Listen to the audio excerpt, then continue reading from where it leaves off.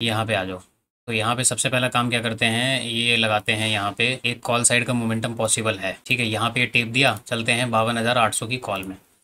52,800 की कॉल में चलते हैं और यहाँ पे हम क्वांटिटी अब कम रखेंगे क्योंकि अपना काम कंप्लीट हो चुका है। तो 300 क्वांटिटी ठीक है। चलो एंट्री बना लेते हैं।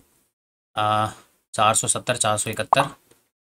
चलो भैया 471 रुपये के आसपास अपनी एंट्री बन गई, यानी कि हमारा पॉइंट है एंट्री का ये वाला। अब एंट्री क्यों बनाया, आपको बगल में दिख रहा होगा, ये हमारा stop loss point. Target point की बात करें तो 157 पॉइंट, ये वाला पॉइंट 225 पॉइंट का हमारा टारगेट रहेगा। ये मेरा थर्ड ट्रेड है, पहला मैंने कॉल में लिया, दूसरा मैंने पुट में लिया, तीसरा मैंने फिर से कॉल में लिया। 52,800 की कॉल। अब भाई तू तो नीचे चला गया, क्यों बुरा मान गया? अच्छा तो चलो ठीक है। बहरहाल देखो जी, ट्रेड बनाने के पीछे के क्या क्या रीजन है। मार्केट ने डे लो का ब्रेकडाउन नहीं किया। यहाँ पे जो मार्केट ने स्विंग बनाया था, ये वाला स्विंग, यहीं से मार्केट ने स्विंग लिया। निफ्टी ने भी क्या किया है, निफ्टी का चार्ट ये है नहीं, हालांकि फ्यूचर का चार्ट है। निफ्टी ने भी यहाँ से सपोर्ट बनाते हुए S3 के पास आया और निफ्टी ने यहाँ पे सपोर्ट बना के ऊपर यहाँ पे बना रहा है। उसके बाद यहाँ पे आप फ्यूचर के चार्ट में देखो कि ये जो कैंडल बना कहाँ पे बना, हमारे सपोर्ट के आसपास, जहां से मार्केट रिवर्स हुआ S3 का सपोर्ट, और उसी के पास ये वाले कैंडल का वॉल्यूम चेक करो आप। अगर आप चेक करते हो सेलिंग का वॉल्यूम, जैसे कि मार्केट में ये बाइंग साइड का मोमेंटम हुआ, वॉल्यूम था, ठीक है भैया, मोमेंटम हो गया। उसके बाद जब मार्केट यहाँ से गिर रहा है, गिरने के बाद यहाँ पे वॉल्यूम चेक करो, इस कैंडल का वॉल्यूम आपको कुछ दिख रहा है, लेकिन मार्केट गिर गया। ये वाली कैंडल पे वॉल्यूम देखा, क्योंकि कैंडल बड़ा है, कैंडल बड़ा है तो वॉल्यूम बड़ा है, तो समझ में आ गया। तो ये वॉल्यूम मेरे किसी काम का नहीं है, क्योंकि कैंडल के अनुसार बना। उसके बाद फिर से यहाँ पे ये वाली कैंडल को देखो ध्यान से, ग्रीन वाली कैंडल को। यहाँ पे क्या हुआ है, ये कैंडल दिख रहा है आपको, ग्रीन वाली कैंडल का, ये वाली कैंडल, इसका वॉल्यूम यहाँ पे देखो कि सेलिंग के अकॉर्डिंग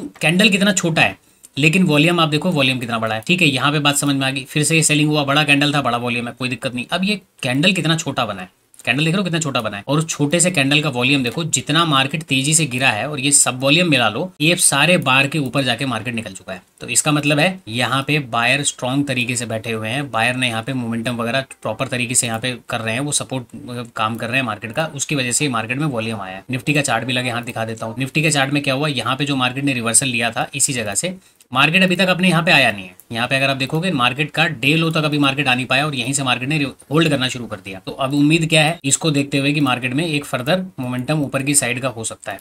कहाँ पे हो सकता है, यहाँ से लेके ऊपर जा सकता है मार्केट। चलो हमारा एंट्री बन चुका है, अब यहाँ पे वेट करेंगे। मैं बाकी मोबाइल पे वॉच कर लूँ जरा क्या चल रहा है क्या नहीं चल रहा। तो 225 पॉइंट का टारगेट है, ये टारगेट मिल जाना चाहिए। हालांकि अगर ये 180 पॉइंट भी चला जाएगा ना, तो भी मैं निकल जाऊंगा, कोई दिक्कत नहीं है। इंतजार करो। और फिर देखो वॉल्यूम एनालिसिस मैंने आपको बताया है, केवल वॉल्यूम एनालिसिस को समझो कि किस तरीके से कहाँ पे देखा जाता है। हर जगह कैंडल पे वॉल्यूम नहीं देखा जाता कि मार्केट कहाँ जा रहा है तो वॉल्यूम क्या है। टॉप पे, बॉटम पे, सपोर्ट पे, रेजिस्टेंस पे, रिजेक्शन पे, इस जगह पे वॉल्यूम वगैरह को देखा जाता है। तो मैं तो इसी तरीके से देखता हूँ, आप लोग पता नहीं किस तरीके से चेक करते हो। तो इसके बेस पर सिंपल यहाँ पे ट्रेड करने का पीछे क्या रीज़न है, ये केवल एक इस चीज़ को देखते हुए और मार्केट में जो पॉइंट्स वगैरह बने इसको देखते हुए मैंने काम किया हुआ है। कितना पॉइंट प्लस आ गए, 43 पॉइंट के प्लस आ गए। हालांकि हम थोड़ा सा और नीचे एंट्री लेते तो अच्छा खासा चल जाता मामला। ठीक है, देर आए दुरुस्त आए। अब वेट करते हैं क्या ये वॉल्यूम काम करता है कि नहीं करता। चलो इंतजार करते हैं और देखते हैं इसका नज़ारा।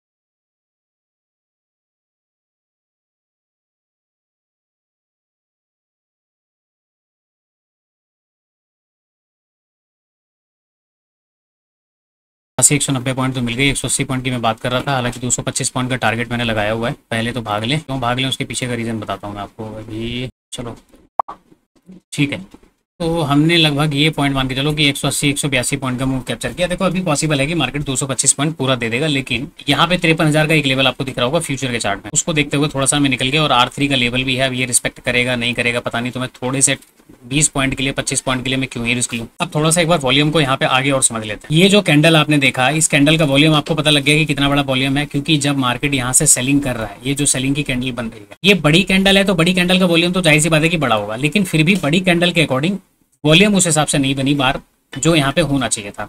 ये जो कैंडल यहाँ पे बना उस हिसाब से वॉल्यूम नहीं बना जो कैंडल के हिसाब से होना चाहिए था। लेकिन वहीं पे अगर आप देखोगे ये छोटी सी कैंडल में ऐसा क्या हुआ कि ये सबके पार यहाँ पे जाके वॉल्यूम इसने बना दिया। तो इसका मतलब क्या है कि यहाँ पे कौन बैठ गए, बायर का ये इंटरेस्ट वाला जोन है। यहाँ पे बायर क्या कर रहा है, अपना पूरा फोर्स के साथ मार्केट को ऊपर लेके जा रहा है। जो सेलिंग हुई है उस सेलिंग में कोई प्रेशर वगैरह आपको दिख नहीं रहा होगा, हालांकि हमने सेलिंग में कैप्चर किया है, ठीक है ना। अगर हम यहाँ पे बैठे रहते तो काफी अच्छा मूव अपने को कैप्चर होता। कितना पॉइंट हम कैप्चर करते हैं, अगर यहाँ से हम कंटिन्यू नीचे की तरफ बैठे रहते तो 439 पॉइंट। हालांकि मैंने आपको पहले भी बताया, देखो ना तो हम टॉप पे एंट्री बना सकते हैं ना तो टॉप पे निकल सकते हैं। अपने को क्या चाहिए, कंफर्मेशन। अब कंफर्मेशन तो भाई देखो टॉप पे तो मिलेगा नहीं, कंफर्मेशन तो कहीं नीचे इधर उधर मिलेगा। तो उसके बेस पर फिर हम यहाँ पे प्लान करते हैं चीज़ों को। तो यहाँ पे इस वाली कैंडल का वॉल्यूम देखा, उसके बाद फिर से ये रेड वाली कैंडल देखो, इस रेड वाली कैंडल का वॉल्यूम देखो, फिर से ड्रॉप हो गया।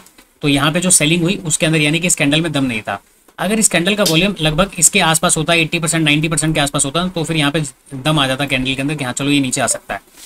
उसके बेस पे क्या हुआ यहाँ पे, ठीक है भैया ये वॉल्यूम नहीं है, हमने वेट किया, फिर देखो 2 कैंडल के अंदर मार्केट ने क्या किया, टारगेट कितने कैंडल में दिया हम देखो, हालांकि इस वाली जो रिजेक्शन कैंडल है इस रिजेक्शन कैंडल में हमने दिया, ठीक है, वॉल्यूम को देखते हुए रिजेक्शन कैंडल के अंदर दिया कि भैया इस वाली कैंडल का वॉल्यूम बहुत अच्छा है, ये ऊपर गया कोई बात नहीं, नीचे रिजेक्शन हुआ तो दोबारा से ऊपर जाएगा, एंट्री बनाया, एक कैंडल डायरेक्टली यहाँ निकली, फिर दूसरी कैंडल ने रिजेक्शन लिया, उसके बाद फिर ये निकल गया। तो हमारा टारगेट लगभग जो मेरे को चाहिए था 225 में से 180 190 पॉइंट का वो मेरे को मिल गया, मैं निकल गया।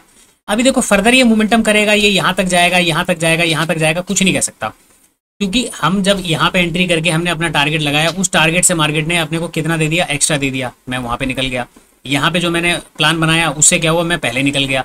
तो इस तरीके से चीज़ें चलती रहेंगी, कभी मेरे को मार्केट एक्स्ट्रा देगा, कभी मैं मार्केट को प्रीमियम एक्स्ट्रा ना लेके मैं छोड़ दूंगा। तो ये केवल सिंपल चीज़ें हैं। और अब आप क्या करोगे, कल से जाके आप वॉल्यूम का चार्ट लगा के बैठ जाओगे, पूरे दिन लगा के बैठोगे तो कुछ समझ में नहीं आने वाला। ये कौन सा इंडिकेटर किस दिन लगाना है ये भी आपको पता होना चाहिए, कब कार मार्केट में कौन सा इंडिकेटर काम करेगा, वॉल्यूम को कब देखना है नहीं देखना है। देखो जब तक आपको आधा अधूरा ज्ञान रहेगा तब तक इन सब चीज़ों को कोई फायदा नहीं है। आप क्या करोगे, पूरे दिन इसमें कंफ्यूज हो जाओगे कि भाई ये बड़ा है, ये छोटा है, ये छोटा है, ये बड़ा है, किसको कंसिडर करें। तो इसीलिए परफेक्ट तरीके से किसी भी सेटअप पर आप काम कर रहे हो तो आपको पता होना चाहिए कि कौन सा सेटअप पे कब काम करना है कब नहीं करना है। अब मैं यहाँ पे मैंने आपको क्या बोला कि भाई देखो मैं निकल जाऊँगा, लेकिन मैं बैठा हूँ सारी चीज़ें देख रहा हूँ, देखने के बाद मुझको यहाँ पे जब कुछ चीज़ें दिखी, क्योंकि मैं दूसरे चार्ट पे सारी चीज़ें देख रहा हूँ, तो देखने के बाद जब मुझको कंफर्मेशन मिला तो मैंने कहा चलो भाई जो यहाँ पे बनाया जो यहाँ पे बनाया उसका कुछ हिस्सा यहाँ पे लगा के रिस्क में ले लेते हैं। जैसे कि मैंने यहाँ पे रिस्क पे लेके काम किया, वो चल गया। अब इसका मतलब ये नहीं कि मैंने यहाँ पे 3 चीज़ें मैंने 3 बार ट्रेड किया और वो तीसरे बार चौथा भी मैं कर लूँ। अब चौथा नहीं करने वाला। अब मार्केट में भले मेरे को वॉल्यूम मिल जाए, कुछ भी सपोर्ट मिल जाए, अब मैं चौथा नहीं करने वाला। 3 मिल गए, इतना इनफ है।